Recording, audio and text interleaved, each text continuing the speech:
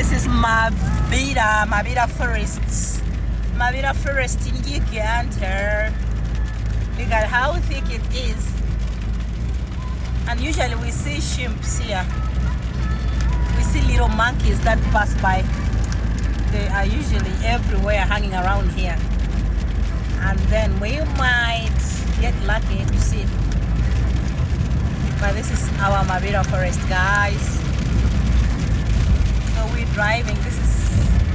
We're driving through the forest. I am really very happy with the rain because it has been so hot, pretty hot, like really hot. Like you enter bed when it is hot, you wake up when it is hot. No difference between day and night. But now God has heard our prayer and He has given us rain.